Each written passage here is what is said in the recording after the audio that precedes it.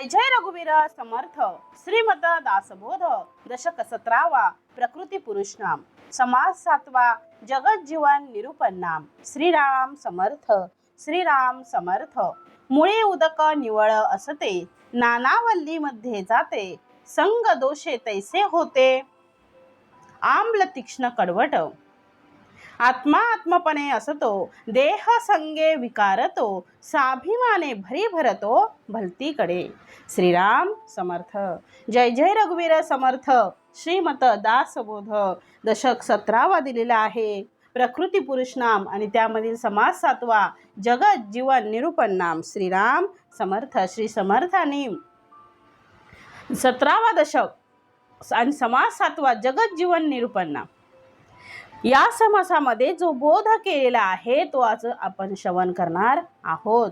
समर्थांनी दशक 13 आणि समास 9 मध्ये दशक 16 आणि समास 8 मध्ये हा विषय समर्थांनी वेगळ्या पद्धतीने मांडला होता आणि समर्थ तोच विषय एका वेगळ्या दृष्टीने इथे मांडतात आहे। म्हणजे समर्थांचं किती गाढा अभ्यास होता ते पहा आणि आपल्याला समर्थ एक नवीन दृष्टी येथे समर्थ देत आहेत आणि समर्थांनी या समासात म्हणजे समासामध्ये विशेष करून आपल्या मनाला तयार केलं पाहिजे असं सांगतात आहे। कारण मनाला सगळं आहे हो, म्हणून मनाचे श्लोक आहेत। कोणाला आहे? श्री मनाचे श्लोक कोणाला दिलेले आहेत? श्री देहाचे श्लोक नाही दिलेत, श्री मनाचे श्लोक म्हणजे या मनाला आतमध्ये असलेल्या मनाला या देहाला नाही आहे, मनाला वळवण्याची गरज आहे, मनासाठी आहे म्हणून सांगितले।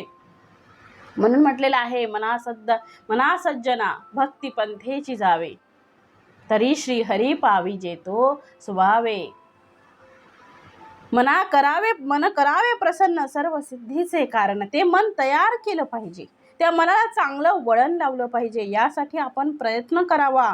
याचा अर्थ ते मन वाईट आहे की चांगलं आहे? समर्थ म्हणतात ते मन वाईटही नाही आणि ते मन चांगलंही नाही। पाणी तेरा रंग कैसा जिसमें मिलाए वैसा म्हणजे ज्याच्यामध्ये जसं ते पाणी मिक्स करू शकतो। आता समजा आता होळीचे आपण कलर खेळले, मग त्या होळीच्या कलरामध्ये म्हणजे त्या रंगांमध्ये पिवळा रंग जर पाण्यामध्ये टाकला तर पाणी कसं होतं? पिवळ्या रंगासारखं होतं। जांभळ्या रंगामध्ये टाकला जांभळ्या रंगासारखं होतं। हिरव्या रंगामध्ये टाकलं पाणी हिरवं होतं। म्हणजे काय होतं की जिसमे मिलाए वैसा तसं मन आहे, त्याच्यासोबत संगती संगती सज्जनाची धरावी। काय म्हटलेलं आहे? मना सज्जना संगती सज्जनाची धरावी। का धरावी? कारण संगती सज्जनाची जर साधू संतांची जर आपण संगती धरली तर आपलं काय होणार आहे? उत्तमच उत्तम होणार आहे। म्हणजे आपलं मन तसंच राहणार आहे, शुद्ध विचार ज्याच्याकडे सुद्धा शुद्ध विचार आहे तसं आपण झालं पाहिजे। सद्गुरुचरणी आपलं निवेदन असावं की समर्था आज पूर्ण दिवस सद्गुरू राया सकाळचा दिवस उजाडलेला आहे, मी सकाळी उठल्यापासून रात्री झोपेपर्यंत माझ्या सोबत जी मला संगत देणार आहेत ती फक्त तुझ्या सहवासाची संगत मला दे, सत्संगाची संगत मला दे, सत्संग मला पाहिजे, कारण त्याशिवाय माझा तरणोपाय नाही। आपली संगती ही महत्त्वाची आहे, जशी आपली संगती असेल तसे आपण घडत जातो। माणूस वाईट आहे का? नाही, माणूस वाईट नसतो, पण जसा तो राहतो ज्या परिसरामध्ये ज्या परिस्थितीमध्ये ज्या संगतीमध्ये तो राहतो तसा त्याचे विचार हे बदलत जातात। म्हणून संगती सगळ्यात महत्त्वाची आहे, कारण एक चांगलं मन दुसऱ्या चांगल्या मनाला शोधत असतं आणि एक वाईट मन सगळ्या मनाला, जसं एखादी आंब्याची पेटी आहे आणि त्याच्यामध्ये एक आंबा कुसलेला आहे तर तो एक जो आंबा आहे तो सगळ्या आंब्यातल्या पेटी म्हणजे ज्या पेटीतल्या आंब्यांना सगळ्या कुसवू शकतो एवढी म्हणजे म्हणून सगळी दुर्गुणाची संगती आपल्याला धरायची नाही। आणि म्हणून समर्थ म्हणतात पाण्याला रंग नेमका कोणता आहे? ज्या रंगात तो जातो त्या रंगाप्रमाणे त्या पाण्याला रंग येतो। म्हणून समर्थ त्या आत्म्याला त्या मनाला त्या जीवाला नेहमी सत्संगती ठेवा आणि त्या सत्संगतीमुळे आपलं जीवन धन्य होईल, आपलं सार्थक होईल, आपल्या जीवनाचं सार्थक होऊन जाईल आणि आपण कोणाची संगती धरावी हे आता आपल्याला कळलं पाहिजे। म्हणून समर्थ दृष्टांत सुरुवातीलाच पाण्याचा देतात आहे। सुरुवातीला समर्थाने प्रथमच ओळीमध्ये म्हटलेलं आहे बघा, मुळी उदक निवळ असते, मुळी उदक निवळ असते। मूळ काय आहे? मुळी उदक निवळ असते, म्हणजे मुळात उदक कसं असतं, उदक म्हणजे पाणी, पाणी कसं असतं, स्वच्छच असतं. मग मुळात कसं पाणी स्वच्छ असतं, तसं आपलं मूळ काय आहे ते आपण शोधलं पाहिजे. आपल्या परब्रह्माकडे आपल्याला जायचं आहे. आईच्या गर्भात असताना आपण म्हणत होतो सोहम सोहम, म्हणजे मी बाहेर आल्यानंतर तुझ्या नामाचा जय जयकार करील. सद्गुरू राया, हे सद्गुरू राया, मला याच्यातून सोडव, या जाचातून मला सोडव. मी बाहेर आल्यानंतर तुझ्या नावाचा जप करणार आहे आणि तुझे जे हे माझे उपकार आहे ते मी फेडणार आहे. हे सद्गुरू राया सोहम सोहम करतो. बाहेर आल्यावर मात्र काय हो, कोहम कोहम, म्हणजे तो आपली सगळी दिलेली वचनं विसरला. म्हणून समर्थ म्हणतात मुळी उदक निवळ असते. मूळ काय आहे ते आपल्याला कळलं पाहिजे. मुळाकडे आपण गेलं पाहिजे. कारण समर्थ म्हणतात आपलं इथंच विघटन होणार आहे, इथंच जन्म आहे, इथंच मृत्यू आहे. मग जाताना आपल्याला काय घेऊन जायचं आहे? मूळ आपलं काय आहे? परब्रह्माशी विलीन होणं, परब्रह्माशी लीन होणं, परब्रह्माच्या चरणी आपल्याला लीन व्हायचं आहे. परब्रह्म आपल्याला कळला पाहिजे. आणि म्हणून मागच्या समासात दिलेलं आहे, शेवटच्या ओळीमध्ये दिलेलं, अंतकाळ आहे कठीण. काय म्हटलेलं आहे? अंतकाळ खूप कठीण आहे. म्हणून समर्थ म्हणतात आता सावध व्हा. जोपर्यंत तुमच्या तोंडामध्ये चांगले दात आहे, चांगली दृष्टी तुम्हाला जोपर्यंत आहे, तुमचे हात चांगले, पाय चांगले, तुमच्यामध्ये शक्ती आहे, तोपर्यंत भगवत भक्ती करून घ्या, भगवत भजन करून घ्या, भगवंता चरणी लीन व्हा, भगवंताच्या भजनामध्ये स्वतःला समर्पित करा आणि भगवंतासाठी वेळ द्या म्हटलेलं आहे. म्हणून काय म्हटलेलं आहे? कारण समर्थ म्हणतात भोगून अभोगता म्हणती, हे तो अवघीची फजिती, लोक उगेच बोलती पाहिल्या विन. अंतकाळ आहे कठीण, शरीर सोडेना प्राण. कारण शेवटी शरीर सहसा प्राण सोडत नाही. कारण प्राण सोडताना सुद्धा शरीर जखडलेलं आहे ना, त्या शरीरात माणूस अडकलेला आहे हो. माणूस शरीरामध्ये अडकलेला आहे. मला हे पाहिजे, मला ते पाहिजे, प्रॉपर्टीमध्ये, त्या भौतिक साधनामध्ये मनुष्य एवढा अडकलेला आहे की मरणाला घाबरतो आहे. म्हणून आम्ही जातो आमच्या गावा, आमचा रामनाम घ्यावा. म्हणजे समर्थ म्हणतात आहे हे आपण सहज तयार असलं पाहिजे. त्याच्यासाठी तेवढी आपल्याला भक्ती करायची आहे, ते सहज होणार नाही. जसं संत तुकाराम महाराज कसे गेले, हसत हसत म्हणजे हसत हसत आपल्यातून निघून गेले वैकुंठामध्ये. तसं समर्थ म्हणतात आहे अंतकाळ आहे कठीण. हे सगळं कशासाठी आहे? समर्थ सांगतात आहे जगत जीवन निरूपण नाम. हे सगळं आपल्याला जीवन जगत असताना काय करायचं आहे? तर अंतकाळ आहे कठीण, शरीर सोडीना प्राण, बराड्यासारखे लक्षण अंतकाळी. अंतकाळ फार कठीण असतो. शरीर बघा, प्राण शरीर सोडत नाही. किती दिवस आपल्या बघण्यामध्ये असेल बघा, किती दिवस एखादा मनुष्य, एखादी आजी आजोबा, एखादी म्हातारी व्यक्ती किंवा एखादा मनुष्य आजाराने एवढा जखडलेला असतो, सगळ्या प्रकारचे आजार त्याला होतात किंवा अशी कशी तरी व्याधी होती की त्याची चांगलीच होत नाही. म्हणजे प्राण शरीर सोडत नाही आहे, कारण शरीरामध्ये तो अडकलेला आहे, या सगळ्या गोष्टींमध्ये तो अडकलेला आहे. मी एवढी वर्ष सगळं कमवलेलं आहे ते तसंच आहे आणि मला हे आजार पण आलेलं आहे. म्हणजे असं तो अंतकाळी केविलपणा, असहाय्य भिकाऱ्यासारखी मग अवस्था होते, असं समर्थाने सांगितलेलं आहे. म्हणून समर्थ म्हणतात मुळी उदक निवळ असते. मुळात उदक हे पाणी हे निवळच असतं. नाना वल्लीमध्ये जाते, ते अनेक प्रकारच्या वेलींमध्ये, वल्ली म्हणजे वेलींमध्ये शोषलं जातं. आणि मग संग दोषे तैसे होते आम्ल तीक्ष्ण कडवट. मग काय होतं? समर्थ म्हणतात आहे वेलींमध्ये पाणी एकच असतं, त्याला ते मुळात कसं असतं, ते निवळ असतं, त्याच्यामध्ये कुठलाही दोष नसतो. परंतु ते वल्लीमध्ये गेल्यानंतर आता अनेक प्रकारच्या वेलींमध्ये जाते. आता एखादी वेल जी आपण म्हणतो आवळ्याची वेल असेल, म्हणजे आवळ्याचं झाड असेल किंवा एखादं चिंचेचं झाड असेल, किंवा समर्थ म्हणतात आहे की ज्या वेली आहे त्या वेलींमध्ये, खोडांमध्ये पाणी सगळीकडे पोचलं जातं, मग वेलींमध्ये शोषलं जातं. मग त्याच्यामुळे त्या संग दोषामुळे काय होतं बघा, संग दोषे होते तैसे आम्ल तीक्ष्ण कडवट. मग संग दोषामुळे ते आंबट ह्याच्यामध्ये गेल्यामुळे आंबट पाणी होतं, तिखट ह्याच्यामध्ये गेल्यानंतर तिखट आणि कडवट होते. म्हणून समर्थ इथे म्हणतात आहे पाण्याला कोणताही नेमका रंग नाही. म्हणून त्या जीवाला, त्या मनाला, त्या सत्संगतीत, आत्म्याला सत्संगतीत ठेवा आणि त्या सत्संगतीमुळे आपले जीवन धन्य होईल. आणि म्हणून समर्थाने हे पहिल्याच ओळीमध्ये दृष्टांत दिलेला आहे. आणि म्हणून पुढे म्हणतात आहे आत्मा आत्मपणे असतो, देह संगे विकारतो, साभिमाने भरी भरतो भलतीकडे.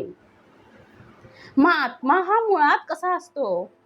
आत्मा आत्मपणे असतो म्हणजे आत्मा हा मुळात आत्मरूपानेच असतो.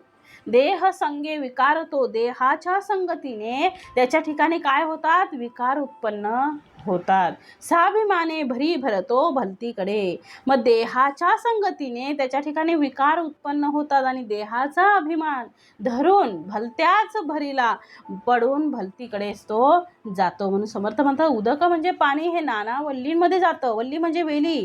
झाडा फुलांना झाडांच्या गुण आणि दोषानुसार ते पाणी सुद्धा म्हणजे ते पाणी झाडा फुलांना मिळतं, पण ते पाणी त्याचं प्रगटीकरण होतं बघा.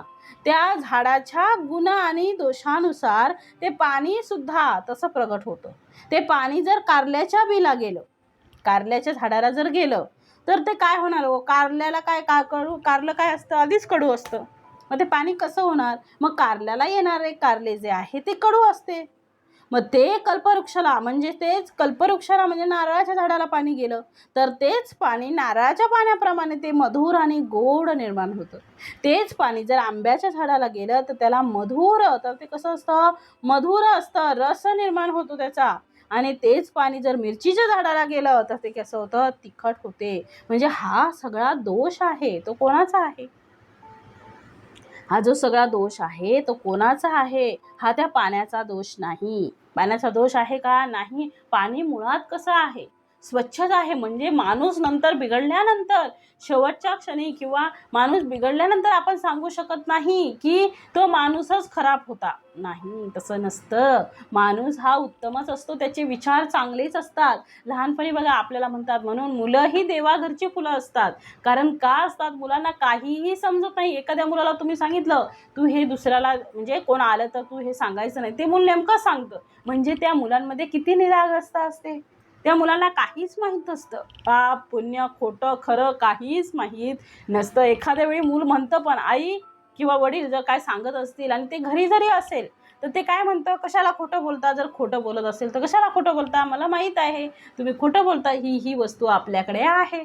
म्हणजे समर्थ म्हणतात आहे की मुळात ते बाळ जसं मुळात कसं आहे? ते उत्तमच आहे, ते देवाचाच रूप आहे.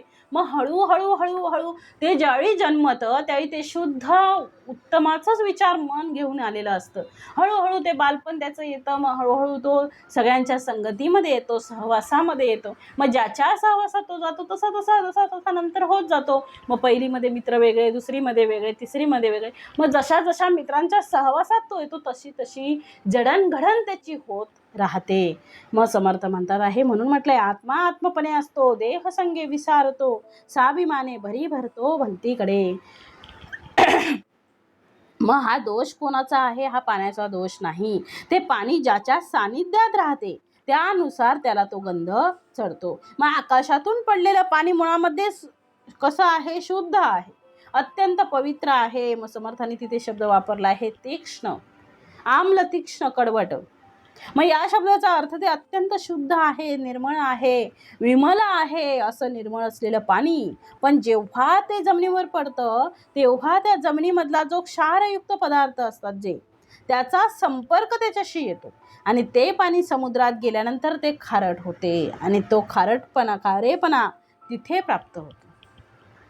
आता नदीमध्ये असताना बघा ते गोड असतं, हिमालयात असताना ते थंड असतं, सागरात गेल्यानंतर ते गरम आणि कोमट असतं आणि ते पाणी खारट हे होतं. मग पाण्याचा काय ह्याच्यामध्ये दोष आहे? आकाशातून पडलेलं पाणी हे स्वच्छच आहे, निर्मळ आहे आणि खारट पण नाही. पण ती जमिनीतली क्षारता त्याच्यामध्ये मिसळून काय होतं? तो खारटपणा त्याला येतो. म्हणजे बघा विहिरीतलं पाणी कसं असतं? गोड असतं आणि समुद्रातलं पाणी खारट असतं.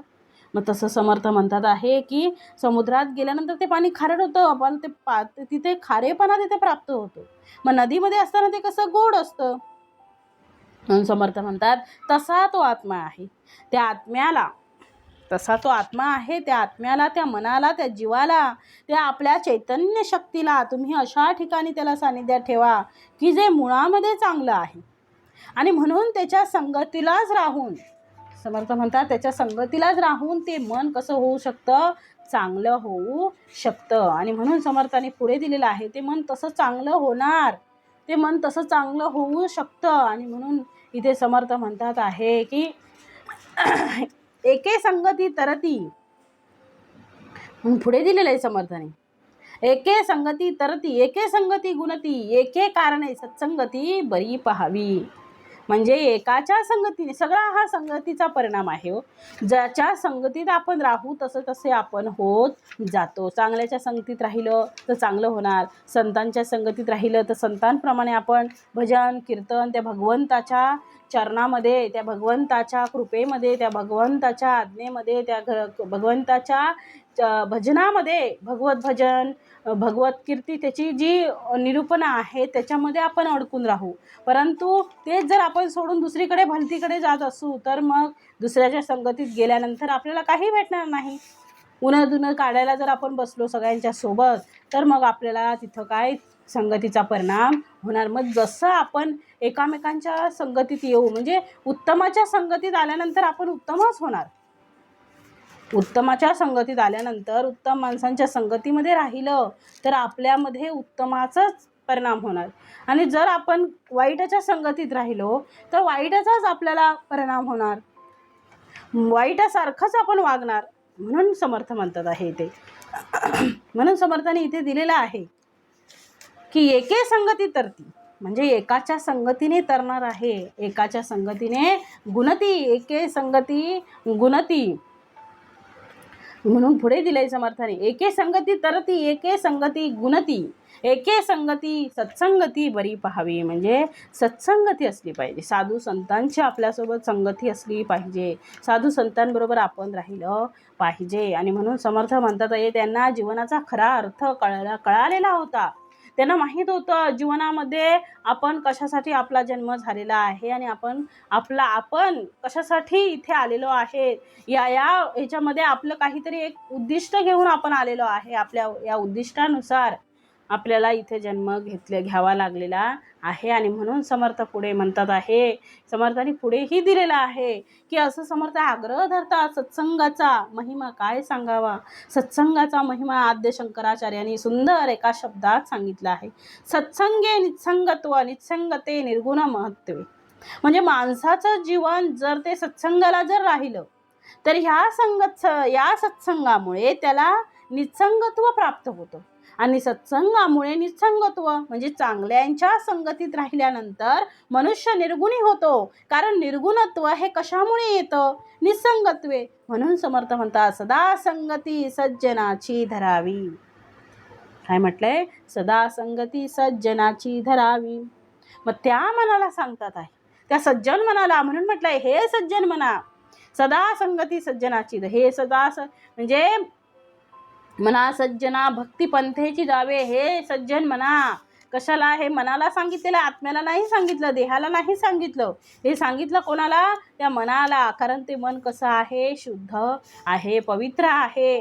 त्या मनाला आपण ओळखलं पाहिजे, कारण त्या मनामध्ये सगळं काही आहे. मन चांगलं असेल तर सगळं, म्हणजे वरून माणूस चांगलं बोलतो आहे पण आतमध्ये चांगलं असलं पाहिजे. जे पेरेल ते उगवेल. म्हणजे वरून गोड बोलून फायदा नाही. आताच्या कलियुगामध्ये आपण तसं वागू नये. आता तसंच चाललेलं आहे. परंतु तसं आपल्याला जर एखाद्याचं चांगलं करायचं नसेल तर वाईटही कोणाचं बोलू नये. काही गरज नाही कोणाबद्दल आपल्याला वाईट बोलायची. म्हणून समर्थ म्हणतात आहे की आपलं मन हे शुद्धच ठेवा, शुद्ध मन, पवित्र मन ठेवा. तुम्हाला तुमच्या आयुष्यामध्ये कधीच काहीही कमी पडणार नाही. कोणाचा राग द्वेष आपल्याला करायचा नाही, कोणाबद्दल मत्सर आपल्याला ठेवायचा नाही. त्याच्यापुरती तेवढं बोलून आपण मोकळं व्हायचं. आणि समर्थ म्हणतात आहे, नावापुरतं, दिसण्यापुरतं आपल्याला गोड बोलायचं नाही. त्यांना ते बघतात आहे, दिसतात आहे म्हणून, ते दिसले म्हणून गोड बोलायचं, मागून त्याची उणी काढायची काही गरज नाही. तसं मन आपलं ठेवूच नये. एकदा का तुम्ही चांगला विचार करायला लागला ना की हळूहळू त्या विचारांची आपल्याला सवय होते. ते विचार आपल्याला मन आपलं ओढून घेतात. मग एकदा का चांगले विचार आपण हळूहळू बोलायला लागलो की हळूहळू चांगलेच विचार येणार. म्हणून वाईट कोणाबद्दल आपण बोलता कामा नये आणि कोणाविषयीही बोलता कामा नये. म्हणून समर्थ म्हणतात, त्या मनाला सांगतात आहे, मना सज्जना भक्ती पंथेची जावी, मना संगती सदा संगती सज्जनाची धरावी. मग हे सांगतात आहे, त्या मनाला सांगतात आहे की इकडे तिकडे तू भटकू नको, तर कशामध्ये राहा, सत्संगतीमध्ये लाग. आपल्या जीवनामध्ये तर चांगलं व्हायचं असेल तर चांगल्या गोष्टी कानावर पडल्या पाहिजेत. मग चांगल्या गोष्टी कानावर पडण्यासाठी सुरुवातीला आपण काहीतरी चांगलंच बोललं पाहिजे. तुम्ही लोकांचं चांगलं पाहिलं तर तुम्हाला चांगलंच दिसणार, वाईट पाहिलं तर वाईटच दिसणार. मग चांगलं पाहिल्यानंतर हळूहळू 1-2 दिवस गेल्यानंतर हळूहळू आपल्याला आपल्या विचारांमध्ये परिवर्तन होतं. दुसऱ्यासाठी करायचं नाही, आपल्या स्वतःसाठी करायचं. आपल्याला ते घातक आहे. समोरून गोड बोलायचं, मागून त्याची मापं काढायची, हे योग्य नाही. आपल्याला जसं वागायचंय तसंच आपल्याला, जसं आपण बाहेर वागतोय, आतमध्ये वागतोय, तसंच आपल्याला बाहेर वागता आलं पाहिजे. इकडे एक, तोंडावर एक आणि मागून एक असं वागता कामा नाही. ती घाणेरडी पद्धत आपल्याला बंदच करायची आहे. हळूहळू आपल्या मनाला सवय होणार आहे. एकदम काही आपल्याला सवय त्याची होणार नाही, पण हळूहळू होणार आहे. म्हणून सत्संगतीला लागा. आपल्या जीवनामध्ये जर चांगलं व्हायचं असेल तर चांगल्या गोष्टी आपल्या कानावर पडल्या पाहिजे. चांगली सुसंगती आपल्याला लाभली पाहिजे. जर तुम्हाला धन्य व्हायचं असेल तर तुम्ही सत्संगती धरा. म्हणून म्हटलंय, सुसंगती सदा घडो, सृजन वाक्य कानी पडो, कलंक मतीचा झडो, विषय सर्व था नावडो. जोपर्यंत सुसंगती लाभत नाही तोपर्यंत पुढच्या गोष्टी घडणार नाही. सुसंगती लाभली की सृजन वाक्य आपल्या कानी पडतात. सृजन वाक्य, मग सृजन वाक्यामुळे आपण विषयापासून दूर होतो. मोह आपला दूर होतो आणि मग आपलं जीवन कसं होतं, धन्य होतं. हीच गोष्ट समर्थ नानाविध उदाहरणं देऊन इथे आपल्याला समजून सांगत आहेत. आणि म्हणून समर्थाने म्हटलेलं आहे की आत्मा आत्मपणे असतो, देह संगे विकारतो, स्वाभिमाने भरी भरतो भलतीकडे. आत्मा हा मुळात आत्मरूपानेच असतो. देहाच्या संगतीने त्याच्या ठिकाणी विकार उत्पन्न होतात आणि देहाचा अभिमान धरून भलत्याच भरीला पडून भलतीकडेच तो जातो. आणि म्हणून पुढे म्हटलंय, बरी संगती सापडली जैसी उसास गोडी आली, विषवल्ली फापावली घातकी प्राणी. मग बरी संगती सापडली, जर माणसाला उत्तम संगती मिळाली तर पाण्याने गोडी यावी, तसं कल्याण होतं. म्हणजे बघा, उसामध्ये गेल्यानंतर पाण्यालाही गोडी येते की नाही. ज्या पाण्याला कुठला ना रंग ना चव काहीच नसते, पण तेच पाणी ज्यावेळी उसाला जातं ते इथे किती गोड होतं. मग ती पाण्याची गोडी यावी, मग तसं कल्याण होतं. मग तसं पाण्याने विषवल्ली फोपावते, विषवल्ली फापावली घातकी प्राणी. त्याप्रमाणे वाईट संगतीने माणूस कसा होतो, घातकी बनतो. म्हणून आपल्याला ओळखता आलं पाहिजे, आपल्या आजूबाजूचे कसे आहेत, कसे आपल्यासोबत वागत आहे ते आपल्याला ओळखायचं आहे आणि त्याच्यापासून आपल्याला लांब राहायचं आहे. कुणाच्याही वाईट संगतीमध्ये आपल्याला राहायचं नाही. आपल्याला माहीत आहे कोण वाईट आहे, कोण चांगला आहे. काही दिवसानंतर आपल्याला कळतं कोण कसा वागतो आहे. मग आपल्याला वाटलं की या माणसाच्या संगतीत आपल्याला राहणं योग्य नाही, मग ती सगळी संगती आपल्याला हळूहळू कमी करायची आहे आणि आपल्याला सत्संगतीमध्ये राहायचं आहे. सज्जनांच्या संगतीमध्ये आपल्याला राहता आलं पाहिजे. आणि म्हणून समर्थाने पुढे दिलंय, 18 भार वनस्पती गुण सांगावे ते किती, नाना देहाचे संगती आत्मयास होय. मग 18 भार वनस्पती आहेत, त्यातील प्रत्येक वनस्पतीचा गुण वेगळा आहे. त्या गुणांचं वर्णन करणं कसं शक्य आहे. आत्म्यालाही नाना देहांची संगती लाभते आणि त्या अनुसरून गुण त्याच्या ठिकाणी प्रगट होतात. म्हणजे समर्थ म्हणतात, प्रत्येक म्हणजे व्यक्ती तितक्या प्रकृती. एवढी जनसंख्या आहे, एवढी लोकसंख्या आहे, जेवढ्या व्यक्ती आहेत ना तेवढे त्यांच्यामध्ये गुण आहेत. प्रत्येकाचे गुण वेगवेगळे आहेत. एकामध्ये असलेला दुसऱ्यामध्ये नाही, दुसऱ्यामध्ये असलेला तिसऱ्यामध्ये नाही. म्हणजे एखादा एवढा चांगला असतो, मनुष्य एवढा चांगला असतो आणि एखादा मनुष्य एवढा वाईट असतो, एवढा विचार करतो की त्या कुसक्या त्या ह्याच्यासारखा आंब्यासारखा सगळ्यांना कुसवत जातो, नासवत जातो. मग तसं असता कामा नये हो. आपल्यामुळे कोणाचं तरी भलं झालं पाहिजे, आपल्यामुळे कोणाचं तरी कल्याण झालं पाहिजे, आपल्यामुळे कोणतरी हसलं पाहिजे आणि आपल्यामुळे कोणाचा तरी उद्धार झाला पाहिजे, हे कायम लक्षात ठेवा. कारण सद्गुरू किती जणांचा, लोकांचा उद्धार करत आहेत बघा. समर्थ हे आपल्याला सद्गुरू सांगत आहे. किती वर्षांपूर्वी सद्गुरूंनी आपल्या हे सांगून ठेवलेलं आहे. का सांगितलेलं आहे? कारण त्यांना माहिती होतं की हे पुढे पुढे याची गरज लागणार आहे. मग आपण कोणाची संगती धरायला पाहिजे हे ज्याला त्याला कळालं पाहिजे. म्हणून समर्थ म्हणतात, 18 भार वनस्पती गुण सांगावे ते किती, नाना देहाचे संगती आत्मयास होय. मग नाना प्रकारच्या जशा वनस्पती आहेत आणि त्या वनस्पतींमध्ये असलेले गुण आणि दोष त्यानुसार ते पाणी प्रगट होते. आणि त्याप्रमाणे आपलं मन जे आहे, ज्याच्या संगतीला राहतं, ज्या देहाच्या संगतीला राहतं, त्या देहाचा गुणदोष त्याला लागतो. मग परमेश्वराने फार मोठी आमच्यावर कृपा केली आहे की आम्हाला नरदेह दिलेला आहे. कारण हा नरदेह मुळामध्ये तो चांगलाच चांगला होऊ शकतो आणि वाईटातला वाईट होऊ शकतो.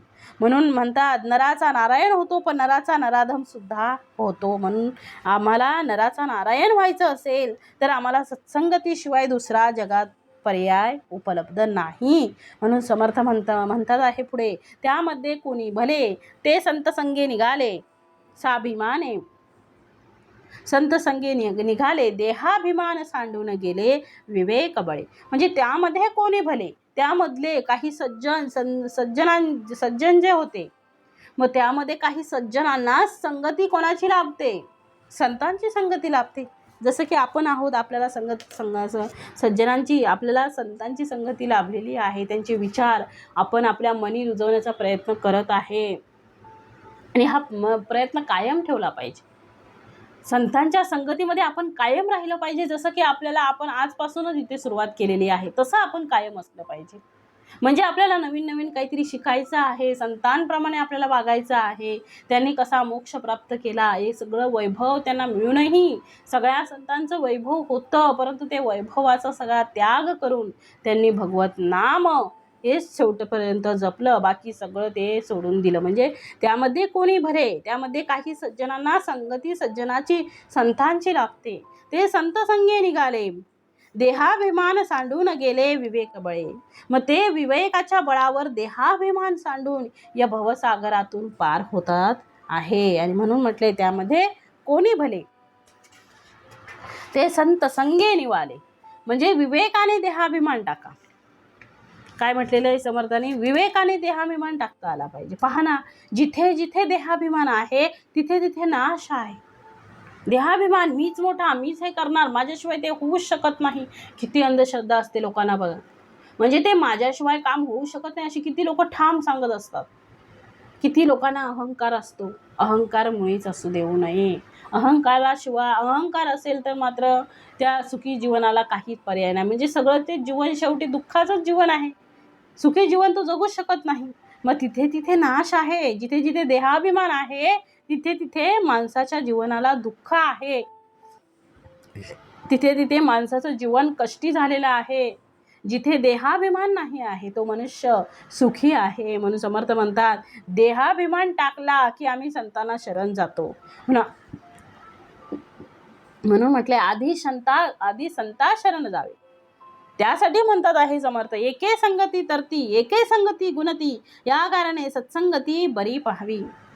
आज आम्ही आमच्या मुलांना शाळेत पाठवतो की नाही? प्रत्येकाचं मूल शाळेत हे जातं. काही विशिष्ट वय झालं त्याचं आता तर 3 वर्षापासूनच पाठवतात. मग आपण काय करतो? मुलांना आपल्या शाळेत पाठवतो. मग शिक्षणाच्या, कशाच्या निमित्ताने? शिक्षणाच्या. आणि त्याच्याकडे लक्ष देतो. आणि तो मुलगा कोणाच्या सानिध्यात राहतो याचीही आपण काळजी घेतो. तो वाईट वळणाला लागू नये यासाठी वाईट गोष्टी त्यांच्यापासून दूर ठेवतो. शहरामध्ये गेल्यानंतर आई वडिलांना तीच भीती आहे की याला कोणती संगती लागेल आणि त्या संगतीमुळे कोणते गुणदोष लागतील. म्हणून सत्संगतीचा आग्रह आई वडील धरतात. त्याप्रमाणे आपल्या मनाला सुद्धा ते मन असं आहे की ते मन क्षणात सज्जन असते आणि क्षणात दुर्जन होतं. ते इतकं चंचल आहे की त्या क्षणी माझं सज्जन मन आहे, मी उठल्यानंतर दुर्जन होईल, हे सांगता येत नाही. म्हणून समर्थ म्हणतात, महाराजांकडे एका त्यांच्या भक्ताने एक ग्रंथ लिहून आणला. काय केलं? महाराजांकडे एका भक्ताने ग्रंथ लिहून आणला, महाराजांसमोर ठेवला आणि महाराजांनी त्या ग्रंथाचं पहिलं पान उघडलं. ते चरित्र ग्रंथ असं लिहिलेलं होतं. मग महाराजांच्या लक्षात आलं चरित्र ग्रंथ लिहिलाय, कोणाचा आहे म्हणून दुसरं पान पलटवलं. मग त्यांच्या लक्षात आलं की त्या भक्ताने महाराजांचंच चरित्र त्यात लिहिलेलं आहे, संत गोंदवलेकर महाराजांचं चरित्र. महाराजांनी ते पहिलं पान फाडलं आणि ते अग्नीवर जाळलं. दुसरं पान फाडलं, ते अग्नीवर जाळलं. शेवटी त्या भक्ताला वाटलं आपण काहीतरी चुकलं, आपलं काहीतरी चुकलं आहे, महाराज आपल्यावर रागवले असतील. म्हणून महाराजांकडे त्याने काय केली, क्षमा मागितली. महाराज माझं चुकलं, महाराज माझं काय चुकलं सांगा ना. महाराज म्हटले चुकलं काहीच नाही, त्याच्यात माझं नाव तू लिहायला नको पाहिजे होतं, तू तुकाराम महाराजांचं नाव लिहायला पाहिजे होतं, तू समर्थांचं नाव लिहायला पाहिजे होतंस, तू नामदेव महाराजांचं नाव लिहायला पाहिजे होतंस, तू ज्ञानेश्वर महाराजांचं नाव लिहायला पाहिजे होतं, तू झालेल्या संतांची नावं लिहायला पाहिजे होती आणि त्यांचं चरित्र लिहायला पाहिजे होतं. मी आज देहात आहे, त्या देहाला आज तू मानतो आहेस, उद्या या देहाकडून काही वाईट घडलं तर तू लिहिले त्याचा अर्थ काय होईल. म्हणजे संत सुद्धा स्वतःसाठी इतकी काळजी घेतात की आपल्याला दोष लागू शकतो, म्हणून ती अखंड सावधानता असावी. म्हणून सावधान माणसाचं आपल्याला कोणता दोष लागू नये, कुठल्याही प्रकारची वाईट सवय लागू नये, यासाठी त्यांनी किती सावध असलं पाहिजे कल्पना करा. आपण तर नानाविध लोकांच्या सहवासात राहतो, पण त्यांच्या सहवासात राहून सुद्धा आपल्याला अलिप्त राहता आलं पाहिजे. तर तसं सापाच्या संगतीला चंदन राहतात, पण चंदनामध्ये सापाचा कुठलाही दोष राहत नाही. तसं निसंगत्व आमच्यामध्ये निर्माण झालं पाहिजे आणि ते सत्संगाशिवाय निसंगत्व निर्माण होणार नाही आणि त्या निसंगाशिवाय माणसाचं जीवन मुक्त होणार नाही. म्हणून समर्थ इथे सांगतात की तुमच्या मनाला अशा प्रकारे सत्संगतीला लावा, तरच तुमच्या जीवनाचा उद्धार होईल. आणि म्हणून पुढे समर्थ म्हणतात, उदकाचा नाशची होतो आत्मा विवेके निघतो, ऐसा आहे प्रत्यय तो विवेक पहा. समर्थाने खूप उत्तमाच्या ओवी दिलेल्या आहेत. आपल्या भक्ताला समजावं उमजावं म्हणून हे सगळं छोट्या छोट्या सगळ्या गोष्टी समर्थाने इथे दिल्या आहेत, अगदी सोप्या करून दिलेल्या आहेत. उदकाचा तर नाशच आहे म्हणजे पाण्याचा, पण विवेक अंतरात्मा साऱ्या भ्रमांतून मुक्त होतो, विवेकाने त्याचा अनुभव घेऊन पाहावं. म्हणून समर्थ म्हणतात आहे की विवेकाने त्याचा आपल्याला अनुभव घेता आला पाहिजे. ज्यास स्वहिताची करणे त्यास किती म्हणून सांगणे, हे ज्याचे त्याने समजणे सकळ काही. म्हणजे ज्याला स्वहित करायचं असेल त्याला आणखी किती सांगावं, ज्याचं त्याने सगळं काही समजून घेतलं पाहिजे. म्हणजे सद्गुरू आपल्याला, जसं आई आपल्याला लहान बाळाला हा चिऊचा घास हा काऊचा घास बाहेर येऊन अगदी त्या मुलाला आपल्या मुलाने 4 घास खावे म्हणून ती फिरून सगळं काही ती वनस्पती ती फुलं झाडं सगळं दाखवून त्या मुलांना भरवत असते, तसं समर्थ आपल्या बाळाला म्हणजे आपल्याला सगळं अगदी सोपं सरळ करून सांगत आहे, जेणेकरून माझ्या बाळाला समजावं, माझ्या भक्ताला जेणेकरून तो याच्यातून बाहेर पडावा आणि त्याला मोक्ष प्राप्त व्हावा, त्याला समजावं की आपलं आयुष्य कशासाठी आहे, यासाठी खूप धडपड करत आहेत. म्हणून समर्थ म्हणतात, सद्गुरू म्हणतात, मी सगळं देतो आहे पण तुम्हाला हित कसं करायचं हे मात्र तुम्हाला कळलं पाहिजे. कारण मी एवढं सगळं सांगतो आहे, एवढं सगळं करतो आहे, मग तुम्ही सुद्धा तेवढे प्रयत्न करणं गरजेचं आहे. कारण एकाच बाजूने मी प्रयत्न करतोय, तुम्ही काहीच करत नाही, मग त्याचा काहीच परिणाम होणार नाही. मग मी कोणाबरोबर राहावं हे कोणी ठरवावं, हे मीच ठरवावं. कारण सद्गुरू आपल्याला सांगतात आहे, जागोजागी समर्थाने सद्गुरूंनी आपल्याला सगळं सांगून ठेवलेलं आहे, पण ते आचरणात आणणं हे आपलं काम आहे. मग मी कोणाबरोबर राहावं हे कोणी ठरवावं, हे मीच ठरवावं. म्हणून समर्थ म्हणतात, ज्यास स्वहिताची करणे, ज्याला स्वतःचं हित करायचं आहे त्यास किती म्हणून सांगावे, त्याला काय सांगायचं काम आहे. एखाद्याला जर वाईट संगतीला राहायची गोडी लागली असेल तर त्याला धरून सुद्धा सत्संगतीला बसवता येत नाही, आणि सत्संगतीला मनुष्य राहिला तर तो कुठेही गेला तरी त्याला त्याचा दोष लागत नाही. म्हणून समर्थ म्हणत आहेत की ते सगळं मनावर अवलंबून आहे. ते मन अशा प्रकारे मन तुझ्यासाठी गुरु झालं पाहिजे आणि तुझंच मन तुझ्याशिवाय शिष्य झालं पाहिजे, तुझ्यासाठी शिष्य झालं पाहिजे. म्हणजे त्या मनाने स्वतःच्या मनाला समजून सांगितलं पाहिजे की तुझं मनच गुरु आहे आणि तुझं मनच तुझा शत्रू आहे, तुझं मनच तुझं शिष्य आहे आणि तुझं मनच जर आम्ही चांगल्याच्या संगतीला राहत असेल तर माझं मन माझ्याशी मित्रत्व करतं की नाही करतं. जर तुम्ही वाईट संगतीला, वाईट व्यसनाच्या संगतीला लागत असाल किंवा लागले असाल तर तुमच्या म्हणजे तर समर्थ म्हणतात तुमचं मनच तुम्हाला ते वाईट करतं. म्हणून त्या मनाला सतत शिकवत राहिलं पाहिजे. जे जे आम्ही आतापर्यंत ऐकलं ते सतत ऐकलं पाहिजे. जे जे आम्ही वाचलं त्याप्रमाणे ईश्वराची आंघोळ आपण रोज करावी लागते. म्हणजे आपल्या शरीराची जे जसं जसं वाचलं जशी आपण आपल्या शरीराची आंघोळ नेहमी करतो दररोज, मग त्याप्रमाणे त्या मनाची सुद्धा आंघोळ रोज करावी लागते. कारण समर्थ म्हणतात त्या मनाला सुद्धा कुठे घाण लावायची सवय असते. म्हणून किती सांगावे संतांनी, नामदेव महाराजांनी तर आपल्या भक्तांबद्दल भगवंताला प्रार्थना केलेली आहे की हे देवा, हे हरीचे भक्त तुझ्या सानिध्यात राहतात, त्याच्या मनाला कुठल्याही प्रकारचा दोष लागू देऊ नको, त्यांचा अभिमान वाढू देऊ नको. आणि म्हणून समर्थ इथे सांगतात आहे हे ज्याचे त्याने समजणे सकळ काही. एवढं सगळं करून ठेवले आणि काय करणार आहे तो? एवढं सगळं आपल्यासाठी त्या आपल्या सद्गुरूंनी दिलेलं आहे. अजून सद्गुरू काय करणार आहेत? ते सगळं आपल्यावर आहे, आपण केलं पाहिजे. म्हणजे सद्गुरू सगळं देतात आहे पण ते आपल्याला समजलं पाहिजे. आपण पुढे कसं वागावं, काय करावं हे आपलं आपण ठरवलं पाहिजे. सद्गुरूंनी आपल्याला विहिरीपर्यंत आणलेलं आहे. आता विहिरीचं पाणी प्यावं की विहिरीमध्ये उडी मारावी हे ज्याचं त्यानं ठरवावं. म्हणजे आपला आपण करी कुडावा, तो आपला मित्र जाणावा, आपला नाश करीतो तो समजावा वैरी जैसा. मग जो आपला आपण कैवार घेतो तो आपला आपण मित्र जाणावा आणि जो आपला आपणच नाश करून घेतो तो स्वतःचाच वैरी बनतो. अरे आपलं नुकसान कोण करतं? आपला जो वैरी आहे तो आपले नुकसान करतो. आपला फायदा कोण करतो? जो आपला मित्र आहे तो आपला फायदा करतो. मग कोणाला मित्र म्हणायचं आणि कोणाला शत्रू म्हणायचं? माझा फायदा कोण करतो? म्हणजे माझा फायदा सकाळी लवकर उठणं हा माझा फायदा आहे, सकाळी व्यायाम करणे हा माझा फायदा आहे, रोज उत्तमाचं श्रवण करणं हा माझा फायदा आहे आणि मी चांगल्या प्रकारचं वाचन करणं. याचा अर्थ ज्या ज्या चांगल्या सवयी आहेत त्या सगळ्या सवयी माझ्याशी मित्रत्व करतात आणि याशिवाय इतर गोष्टी ज्या आहेत यामुळे माझं मन शरीर हे वाईट होतं आणि त्याच गोष्टी आपण टाळल्या पाहिजेत. उलट त्याच्याकडे आपण पाठ फिरवली पाहिजे. म्हणून समर्थांनी म्हटलंय आपला आपण करी कुडावा, तो आपला मित्र जाणावा, आपला नाश करी तो समजावा वैरी जैसा. आपले आपण अनहित करावे, त्यास आडवे कोणे निघावे, एकांती जाऊन जीवे मारी आपणासी.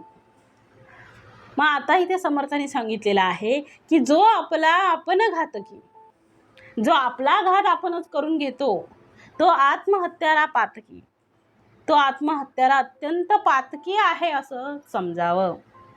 या कारणे विवेकी धन्य साधू. म्हणून जो विवेक करतो तो साधू कसा आहे? धन्य आहे, कारण विवेक असला पाहिजे. म्हणून समर्थांनी पुढे दिलेलं आहे की आपल्याला माहीत असतं की आपले अनहित आपण करावे. आपल्याला माहीत असतं की वाचवण्यासाठी किती लोक तत्पर असतील, तरी सुद्धा आत्महत्या या होतातच. याचा अर्थ वाचवणारा किती तत्पर असेल. जर ज्याला जगायची इच्छा नाही त्याला कोण हरवणार? म्हणून मला चांगलं व्हायचं आहे हे माझ्या मनाने ठरवलं पाहिजे. हे सगळं माझ्या मनावर आहे, ते माझ्या मनाने ठरवलं पाहिजे, इतर लोकांनी ठरवू नये. आणि म्हणून समर्थ इथे पोट तिडकीने आपल्याला सांगत आहेत की तुम्ही तुमची काळजी घ्या. आणि म्हणून म्हटलंय आपले आपण अनित करावे, त्यास आडवे कोणे निघावे, एकांती जाऊन जीवे मारी आपणासी. जो आपला आपण घातकी तो आत्महत्याला पातकी, या कारणे विवेकी धन्य साधू. मग समर्थ म्हणतात आहे की जो आपला घात आपणच करून घेतो तो आत्महत्याला काय आहे? अत्यंत पातकी आहे. आणि म्हणून जो विवेक करतो तो साधू धन्य आहे. मग समर्थ म्हणतात तुम्ही तुमचे आत्महत्यारे होऊ नका, वाईटाच्या संगतीला जाऊ नका. सद्गुरूंनी पोटतिडकीने सगळीकडे सांगितलेलं आहे की वाईटाची संगती आपल्याला धरायची नाही, दुर्गुणाच्या संगतीला आपल्याला जायचं नाही. वाईटाची संगतीला जाऊ नका, वाईट गोष्टी टाळा. त्याच्यातून आपलं काय आहे, नुकसानच आहे. आपलं त्याच्यातून काय आहे, अधोगतीच आहे. ही आपल्याला कळली पाहिजे. त्याच्यापासून आपल्याला लांब राहायचं आहे. ज्याच्यातून माझी उन्नती होणार आहे, ज्याच्यातून मला सक्सेस यश मिळणार आहे, त्याच गोष्टींकडे जायला पाहिजे. आणि सद्गुरू म्हणतात आहे की वाईट गोष्टींच्या नादाला आपण लागायचं नाही, वाईट गोष्टींमध्ये आपल्याला अडकायचं नाही, वाईट गोष्टींपासून आपल्याला दूर जायचं आहे. वाईट गोष्टी आपल्याला माहिती आहे की याच्यामुळे माझं वाईट होणार आहे, त्या गोष्टी आपल्याला सोडता आल्या पाहिजेत. आपल्या मनावर आपला संयम ठेवता आला पाहिजे आणि जे चांगलं आहे ते निवडता आलं पाहिजे. जसं बघा आपण भात घालताना म्हणजे भात करताना तांदूळ जे आहे ते पहिले निवडतो. आता ते खडे पण आपण घेतो का आणि तांदूळ टाकतो का? नाही, त्याच्यातील खडे टाकतो. म्हणजे आपल्या जीवनात तसंच आहे, सगळं खडे म्हणजे चांगलंही आहे वाईटही आहे. मग त्याच्यातलं चांगलं आपल्याला घ्यायचं आहे आणि वाईट टाकायचं आहे. कारण खडे जर आपण खाल्ले तर आपल्याला एखादा दातात अडकला, दात तुटू शकतो किंवा ते आपल्याला त्या वेदना सहन होत नाही. मग तसंच म्हटलंय समर्थांनी, जसे तांदूळ आहे त्याच्यात ते तांदूळ आपल्याला घ्यायचे आहेत आणि खडे टाकायचे आहेत. तसंच वाईट गोष्टी आहेत पण त्या आपल्याला जाणून विवेकाने त्यागता आल्या पाहिजे. ते आपल्याला कळलं पाहिजे की काय वाईट आहे, काय चांगलं आहे, कशामुळे माझा घात होणार आहे आणि कशामुळे माझ्या जीवनाचा उद्धार होणार आहे, हे ज्याला त्याला कळालं पाहिजे. म्हणून समर्थ म्हणतात आहे की सत्संगतीला राहा. अरे मानवाचा जन्म जो मिळाला आहे तो आपल्याला अधिकाधिक संपन्न करायला मिळालेला आहे. विषय भोगामध्ये अडकून विषय सुखालाच आपण समस्त जर मानत गेलो तर खऱ्या ब्रह्मसुखाची आम्हाला प्राप्ती होणार नाही. मग ती ब्रह्मप्राप्ती ही केवळ फक्त नरजन्मात आहे. या नरदेहाचे लाग वेगे सार्थक करे सत्संगे. या नरदेहाचे लाग वेगे सार्थक करावे संत संगे. म्हणजे या नरदेहाचं जर सार्थक समजा आम्हाला सार्थक करायचं असेल तर समर्थ म्हणतात आहे संत संगतीशिवाय जगाच्या पाठीवर दुसरा कुठलाही पर्याय नाही. आरोग्य प्राप्तीसाठी औषध आहे. बिघडलं असेल आरोग्य, जर आपलं बिघडलं असेल, मुळात ते बिघडूच नये परंतु बिघडलं असेल, बिघडू नये म्हणून चांगला व्यायाम करावा, चांगलं अन्न घ्यावं, हितकारक खावं, थोडं खा पण वेळेवर खावा, वेळेवर खाल्लं पाहिजे. अकाळी खाणारे, नको तितके खाणारे आणि नाही खाणारे ते लोक नेहमीच आजारी पडतात.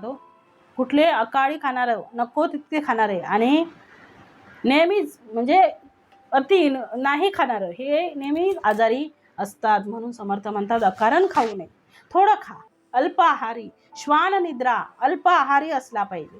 हृदयामध्ये संतुष्टता प्राप्त झाली पाहिजे, त्याने आरोग्यता प्राप्त होते. आणि म्हणून समर्थ म्हणतात आहे की अशा प्रकारे तुम्ही सत्संगतीला राहा. ज्यामुळे जसं आरोग्यासाठी काळजी घेतो म्हणून आपलं आरोग्य बिघडू शकतं, म्हणून आधीच डॉक्टर सुविधा घेतली जाते. आपलं आरोग्य बिघडू शकतं म्हणून आपण आधीच पैशाची व्यवस्था केली जाते.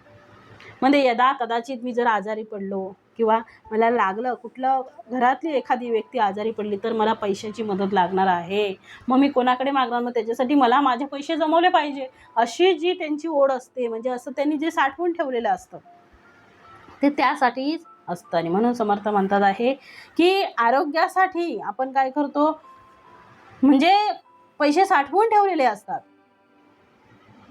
मग अल्प आहारी असला पाहिजे, हृदयामध्ये कशी असली पाहिजे, संतुष्टता असली पाहिजे. पॉलिसी वगैरे काढल्या जातात, जे आजारी पडले तर मेडिक्लेम आहेत, होण्याच्या अगोदरची त्याची व्यवस्था आहे. कुणासाठी आहे? शरीरासाठी आहे. तशा प्रकारे हे सगळ्या पॉलिसीज, हे मेडिक्लेम, हे सगळं जे आहे ते शरीरासाठी आहे. मनासाठी काय आहे हो? मनासाठी एखादी पॉलिसी आहे का?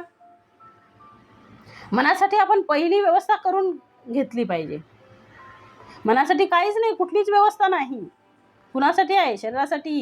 हे सगळं शरीरासाठी आहे. मग माझ्या मनाला काहीतरी वाईट सवय लागू शकते, मन वाईट होऊ शकतं, म्हणून आधीच त्याची सोय म्हणजे संतांची संगती.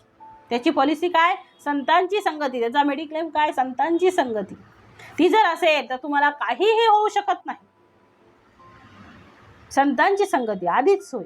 मग होण्याच्या अगोदर वाईट झाल्यानंतर चांगलं करण्यापेक्षा वाईटच होऊ देणे.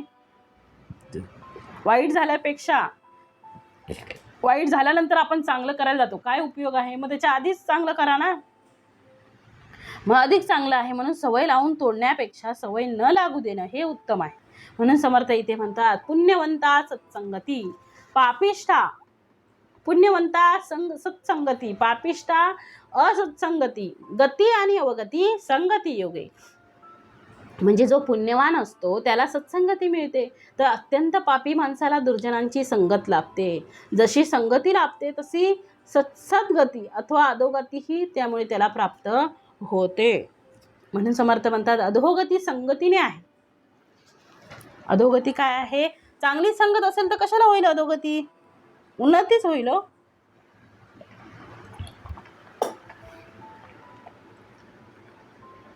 सोन्याची बांगडी जर हातात घातली तर सोन्याच्या बांगडी बरोबर जो काचेच्या दोन जर बांगड्या घातल्या तर ते काचेच्या बांगड्या त्या सोन्याला धक्का देत राहतात की नाही?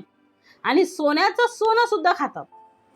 याच्यात बदल होत नाही, पण सोनं झिजतं.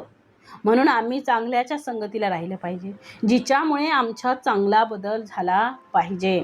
म्हणून ती असत्संगती टाळली पाहिजे. जसं लाकूड पाण्यामध्ये सरतं तसं मन सत्संगतीमध्ये विटतं. आमच्या घरचे चांगले पदार्थ हे अधिक चांगले राहिले पाहिजेत आणि जास्त दिवस टिकले पाहिजेत, म्हणून आम्ही ते फ्रीजमध्ये ठेवतो.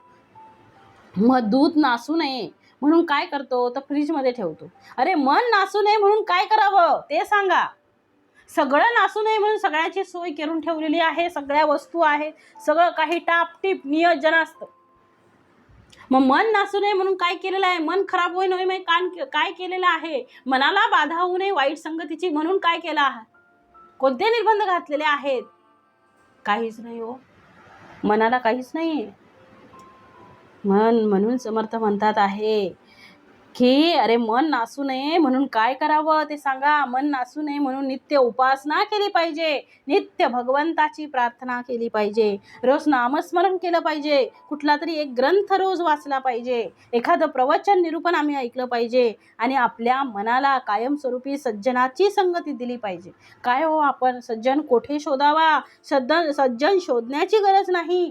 सज्जन तुमच्या समोरच आहे, तुमच्या घरात आहे. चांगल्या गोष्टी ज्या ज्या दिसतात आहेत त्या करत राहणे म्हणजे त्या मनाला आपोआपच सज्जन करणं आहे. त्याला शोधायचं काम नाही. माणूस सुद्धा कधी कधी सज्जन दिसतो बघा, पण तो सज्जन नसतो. पण ग्रंथ हे सज्जन आहे, ते तुम्हाला कधीच वाईट मार्गाला नेणारे नाही. म्हणून समर्थ म्हणतात आहे, उत्तम संगती धरावी, आपली आपण चिंता करावी, अंतरी बरी विभरावी, बुद्धी जाणत्याची. म्हणून समर्थांनी दिलेलं आहे, पुण्यवंता सत्संगती पापिष्ठा असत्संगती गती आणि अवगती संगती योगे. ज्याच्या ज्याच्या कर्मानुसार पाप आणि पुण्य त्याला त्याला भेटलेलं आहे.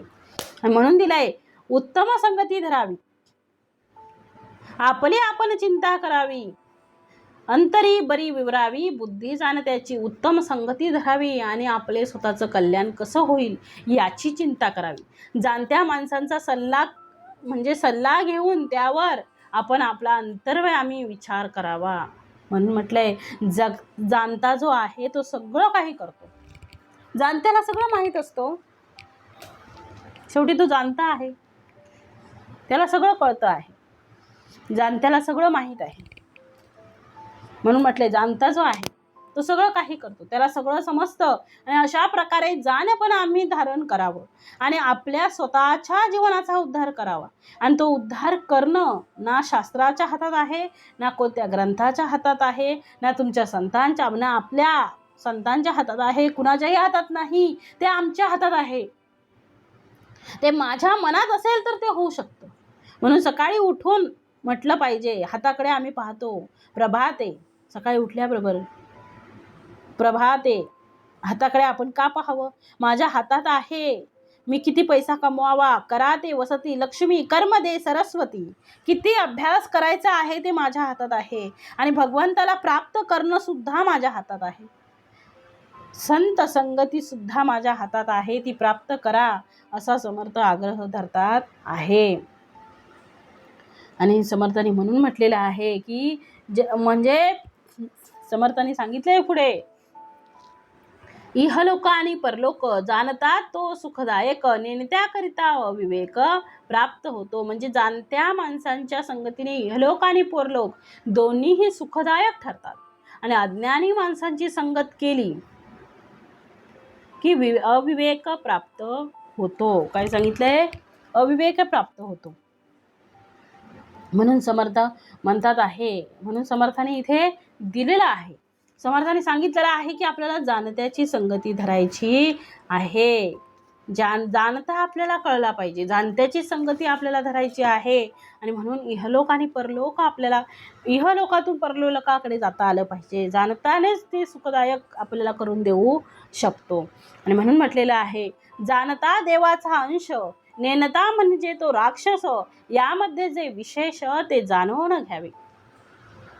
समर्थ म्हणतात, जाणता हा देवाचा अंश आहे. जाणत्याला बघा सगळं माहीत असतं, तर नेणता जो आहे तो राक्षसच असावा. या दोघात कोण श्रेष्ठ कोण कनिष्ठ हे ज्याला त्याला कळलं पाहिजे, ज्याने त्याने हे जाणून घेतलं पाहिजे. आणि म्हणून समर्थ म्हणतात आहे की जाणता तो देवाचा अंश, नेणता म्हणजे तो राक्षस, यामध्ये जे विशेष ते जाणून घ्यावे. जाणता तो सकळा मान्य, नेणता होतो अमान्य, जेणे करिता होई जे धन्य तेची घ्यावे. जाणता तो सकळा मान्य, जाणता असतो तो सर्वांना मान्य असतो, नेणता असतो तो लोकांना अमान्य असतो. म्हणून ज्याच्या संगतीने धन्यता लाभत असते तेच स्वीकारावं. जाणत्याला सगळं माहीत आहे हो, म्हणून जाणत्याची संगती धरावी. जाणत्याला आपण ओळखलं पाहिजे, जाणता सद्गुरूंना आपण ओळखलं पाहिजे. मग आपल्या घरातील जी जुनी जाणती माणसं आहेत बघा, त्यांना सगळं माहीत असतं. आपण त्यांना विचारलं पाहिजे, त्यांच्या गोष्टीला आपण बसलं पाहिजे, त्यांच्याशी आपण म्हणजे संवाद साधला पाहिजे. कितीतरी गोष्टी त्यांच्याकडून आपल्याला कळतात. म्हणून जाणत्याचा जर हात आपल्या डोक्यावर असेल तर आपलं छत्र कधीच हरवू शकत नाही. मग सद्गुरूंची कृपा, सद्गुरूंचा आशीर्वाद, सद्गुरू सामर्थ्य जर आपल्यासोबत असेल तर आपल्याला कशाचीच गरज नाही. आणि म्हणून म्हटलंय समर्थांनी, म्हणजे त्याच्या संगतीने, ज्यांच्या संगतीने धन्यता लाभत असेल तेच आपण स्वीकारलं पाहिजे. कारण जाणता आपल्याला इथून तरुण नेणार आहे, अलीकडून पलीकडे नेणार आहे. आणि म्हणून पुढे म्हटलंय, जाणता तो सकळ मान्य, नेणता होतो अमान्य, जेणे करिता होई जे धन्य तेची घ्यावे. साक्षपी शहाणाची संगती तेने साक्षपी शहाणे होती, आळसी मूर्खाची संगती आळसी मूर्ख. मग साक्षपी शहाण्याची संगती, आता उद्योगी प्रयत्नशील आहेत, शहाण्या माणसाच्या संगतीने लोकही साक्षेपी शहाणे होतात हो.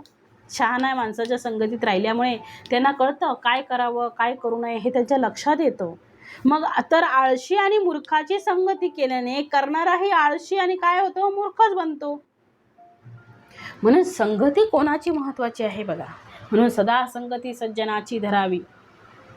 सदा संगती कोणाची? सज्जनाची धरता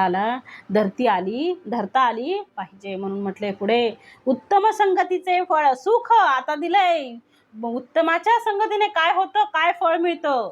उत्तमाच्या म्हणजे चांगल्या संगतीमुळे काय प्राप्त होतं, चांगल्या संगतीने आपल्याला काय मिळतं, हे सगळं आता दिलेलं आहे. म्हणजे समर्थ आतापर्यंत सांगत होते उत्तम संगती धरा धरा धरा, पण त्या उत्तम संगतीमुळे आपल्याला काय काय मिळणार आहे, काय लाभ होणार आहे ते सगळं समर्थाने दिलेलं आहे. मग समर्थ म्हणतात उत्तम संगती समर्थाने आता दिलेली आहे. आणि म्हणून सांगितलेलं आहे, समर्थाने म्हणतात आहे की उत्तम संगती धरावी. उत्तम संगतीचे फळ ते उत्तम संगतीचे फळ काय आहे, उत्तमच मिळणार. उत्तम संगतीने आपल्याला काय, आपला उद्धारच होणार आहे.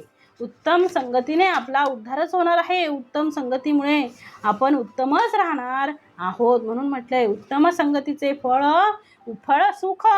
उत्तम संगतीने आपल्याला सुख मिळणार आहे. अधम संगतीचे फळ दुःख, म्हणजे उत्तम संगतीचं फळ सुख असतं आणि अधम संगतीने दुःख प्राप्त होतं. आनंद सांडून या शोक कैसा घ्यावा, मग आनंद सांडून माणसाने शोक कशाला प्राप्त करून घ्यावा. ऐसे हे प्रगट दिसे जनामध्ये उदंड भासे, प्राणी मात्र वर्तत असे उभय योगे. मग जगात या दोन्ही गोष्टी प्रत्यक्ष पाहायला मिळतात. दोन्ही प्रकारची उदाहरणं आहेत ते आपल्याला पाहायला मिळतात. पण तरी प्राणी मात्र दोन्ही मार्गांचे अवलंबन करताना दिसतो. म्हणून ऐसे हे प्रगट दिसे जनामध्ये उदंड भासे, प्राणी मात्रे वर्तत असे उभय योगे. मग एका योगे सकळ योग, एका योगे सकळ वियोग. काय म्हटलं? एका योगे सकळ वियोग आहे, एका वियोगे काय आहे? सकळ वियोग आहे. मग एका योगे सकळ योग, एका योगे सकळ वियोग. विवेक योगे सकळ प्रयोग करीत जावे. विवेकी माणसाच्या संगतीने सर्व लाभ होतो, तर अविवेकी माणसाच्या संगतीने सर्व चांगल्या गोष्टींचा वियोग होतो. म्हणून सगळं काही विवेकी माणसाच्या संगतीत राहून करावं. मन पुढे दिलंय, अवचिते सांकडित पडले तरी तेथून पाहिजे निघाले, परंतु निघून जाता झाले परम समाधान. समर्थ म्हणतात आहे की माणूस अचानक एखाद्या अडचणीत सापडतो आणि मग तेथून निघणं त्याला भाग असतं. मग तसं निघाल्यावर मग परम समाधान त्याला प्राप्त होतं. मग त्यातून आपल्याला बाहेर पडण्यासाठी संतांची संगती महत्त्वाची आहे, संतांचे विचार आपल्याला महत्त्वाचे आहेत, सत्संगतीमध्ये राहणं महत्त्वाचं आहे. म्हणून नाना दुर्जनांचा संग क्षणक्षणा मनभंग, या कारणे काही रंग राखून जावे. मग अनेक दुर्जनांच्या संगती क्षणाक्षणाला मनाविरुद्ध, मनभंग म्हणजे मनाविरुद्ध सगळं करावं लागतं. मग मनाविरुद्ध सगळ्या गोष्टी घडतात दुर्जनांच्या संगतीमध्ये, मानभंग होतो. म्हणून आपला स्वाभिमान दुखावला जाणार नाही इतपत आपण त्यांच्याशी जवळीक ठेवली पाहिजे. जास्त जवळीक त्यांच्याशी ठेवता कामा नाही, जास्त त्यांच्याशी आपला म्हणजे वाईट माणसांबरोबर आपल्याला जास्त संगती करायची नाही. म्हणून पुढे समर्थ म्हणतात, शहाणा यज्ञ त्याच्या गुणे, पाहो जाता काय उणे, सुख संतोष भोगणे नाना श्लाघ्यता. मग आता समर्थ म्हणतात आहे की ज्यांचं पोषण केलं जातं त्या पोषण करणाऱ्यांना किंवा अन्नदात्याला सुद्धा मारणं हे सुद्धा दुष्ट दुर्जन लोक करतात. म्हणून समर्थ म्हणतात, संत नामदेवांचं महाराजांचं प्रसिद्ध वचन आहे, दुष्ट तो दुर्जन दुरीस धरावा.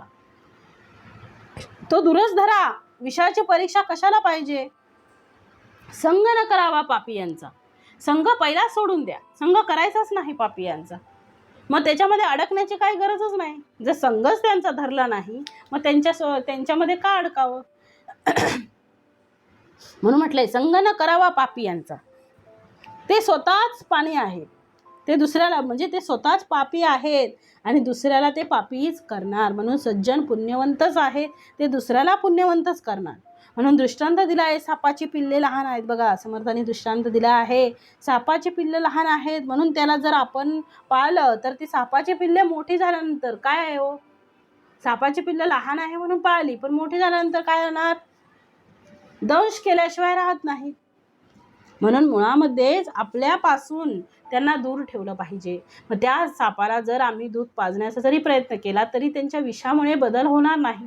विषामध्ये बदल होईल का? नाही. तो विषारी आहे, तो विषच ओकणार. म्हणून अशा प्रकारे दुर्जनांचा संग माणसाचा नसावा, सज्जनाची संगती असावी. हे कोणी ठरवावं? हे स्वतःच्या विवेक बुद्धीने स्वतः ठरवलं पाहिजे की मग आपण कोणाबरोबर राहायचं आहे, कोणाबरोबर आपला उद्धार होणार आहे, कशामुळे आपला तरणोपाय आहे, हे आपलं आपण ठरवू शकतो. म्हणून समर्थ इथे सांगतात, शहाणा यज्ञ त्याच्या गुणे, पाहो जाता काय उणे, सुख संतोष भोगणे नाना श्लाघ्यता. म्हणून पुढे समर्थ देतात आहे. आता पुढे समर्थांनी सांगितलं आहे, बहुरत्न नाही आता लोकी ऐसे आहे.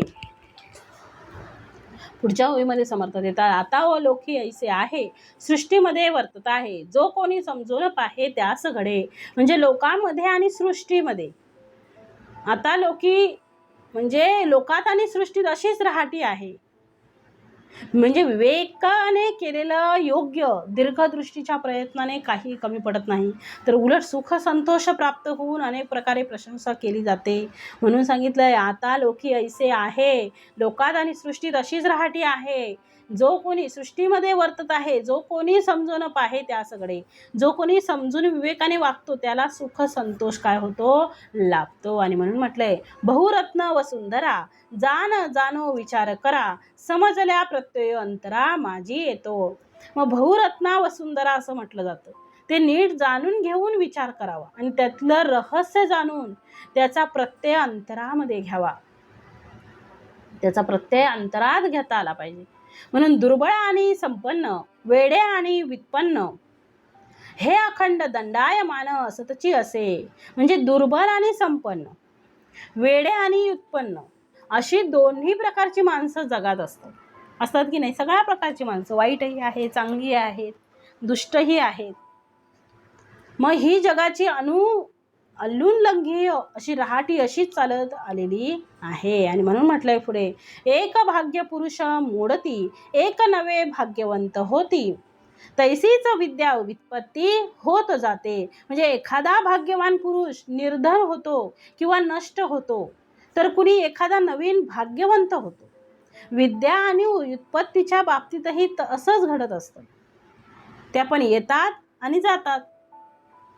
म्हणून म्हटले समर्थाने, एक भरे एक रीते, रीते मागुते भरते. काय म्हटलंय, एक भरे एक रीते, रीते मागुते भरते, भरते ही रीते होते काळांतरी. म्हणजे एक संपन्न तर एक भिकारी दिसतो, पण प्रयत्नाने भिकारी संपन्न होतो, परंतु ही संपन्नता ही कायम टिकणारी नसते. हा चक्रमे निक्रम रहाटाच्या गाडग्याप्रमाणे एकदा भरण्याचा आणि एकदा रिकामे होण्याचा क्रम हा सृष्टीचा नियमच आहे. पहिला जो गरीब होता तो श्रीमंत झाला, आणि श्रीमंत होता तो गरीब झाला, किंवा श्रीमंत होता तो तसाच राहिला, गरीब होता तो श्रीमंत झाला, असंही असू शकतं. म्हणून समर्थ म्हणतात, ऐसे भरे आणि एक रीते, एक भरे एक रीते, रीते मागू ते भरते. जे रिकामं आहे, म्हणजे ज्याच्याकडे काहीच नाही, ते हळूहळू त्याच्या तो संपन्न होत जातो. भरतेही रीते होते, भरलेलेही रीत होतं काळांतरी, काळाची रीतच आहे. ऐसी हे सृष्टीची चाली, संपत्ती दुपारची सावली. काय म्हटलंय, ऐसी ही सृष्टीची चाली, अशीच ही सृष्टीची चाल आहे. संपत्ती दुपारची सावली, संपत्ती ही दुपारची सावलीसारखी आहे, वयसा तरी निघून गेली हळूहळू. म्हणजे अशी ही सृष्टीची प्रथाच आहे. दुपारची सावली जशी थोडाच वेळ पायाखाली टिकते, तशी संपत्ती ही थोडा वेळ टिकून नाहीशी होते. म्हणून समर्थ म्हणतात आहे, आयुष्यातील वर्षही हळूहळू अशी निघून जात असतात. म्हणून कधी काय करावं ज्याला त्याला कळलं पाहिजे. संपत्ती आहे म्हणून आता उतू नये, मातू नये, आणि घेतला वसा सोडू नये. उतू नका, मातू नका. कोणाला गरज लागली, तुमच्याकडे प्रचंड पैसा आहे, तुम्हाला भरमसाठ तुमच्याकडे संपत्ती आहे, पगारही तुमचा व्यवस्थित आहे, परंतु दुसऱ्याला मात्र 2 रुपये देण्यासाठी तुमच्याकडे नाहीत. एखाद्याला खरंच गरज असली तर त्याला मदत करावी. आपण आपल्या पैशाचा गर्व आपण कुठेही मांडू नये. दुसऱ्याला गरज लागली तर दुसऱ्याला मदत करता आली पाहिजे, तर त्याचा उपयोग आहे. कारण हे आहे आणि नाही, हे कधी आहे तर कधी नाही, हे कधीही रिकामं होऊ शकतं, कधीही भरू शकतं. त्यामुळे हे काय आहे, ही सृष्टीची चालच आहे. म्हणून हे सृष्टीची चाली, संपत्ती दुपारची सावली, वयसा तरी निघून गेली हळूहळू. बाळ तारुण्य आपले, वृद्धाप्य प्रचितीस आले, ऐसे जाणून सार्थक केले पाहिजे कोणी एके. बालपण तारुण्य निघून गेलं, आता वृद्धावस्थेत अनुभव येऊ लागला की जाणून तरी माणसाने आपल्या आयुष्याचं सार्थक केलं पाहिजे. सगळं बालपण गेलं, सगळं तारुण्य पण गेलं, आणि म्हातारपणी लक्षात आलं की हे मी केलं पाहिजे. म्हणजे सगळं आता संपत आल्यावर लक्षात आलं का आयुष्याचं सार्थक केलं पाहिजे. म्हणून आताच हे सुधारलं पाहिजे आपण. म्हणून सद्गुरूंनी वेळोवेळी आपल्याला हे सगळं सांगत आहेत. देह जैसे केले तैसे होते, यज्ञ केल्या कार्य साधते, तरी मग कष्टावे ते काय निमित्त. मग देहाला समर्थ म्हणतात आहे, देह जैसे केले तैसे होते. मग देहाला जसं वळण लावावं तसा तो होतो. त्याचं सार्थक करण्याचा प्रयत्न केला तर ते हे कार्यही साध्य होतं. मग कष्टी होण्याचं, निराश होण्याचं कारणच काय आहे. म्हणजे वळण लावा तसं ते वळतं. म्हणून सांगितलंय, आतापासून जसं तो कुंभार असतो तो ओली माती आहे तिला जसा आकार देतो तसं ते आकार म्हणजे आकारात ते घडते, ती वस्तू जी आहे ती आकारामध्ये ते घडते. पण एकदा का ती माती सुकली की नंतर त्याचा काही होत नाही, मग त्याला तडा जाणार, ती काही वस्तू त्याची बनणार नाही. म्हणजे ते ओलं असताना, ते लहान असताना आपल्याला मुलांवर संस्कार करता आले पाहिजे चांगले संस्कार, जेणेकरून त्यांना ते सवय होईल, त्यांच्या अंगवळणी पडेल. तसंच आहे. म्हणून समर्थ म्हणतात देहाला जसं वळण लावाल तसं तो देह होतो. इति श्रीदास बोधे गुरुशिष्य संवादे जगज्जीवन निरूपणाम समाज सातवा. जय जय रघुवीर समर्थ.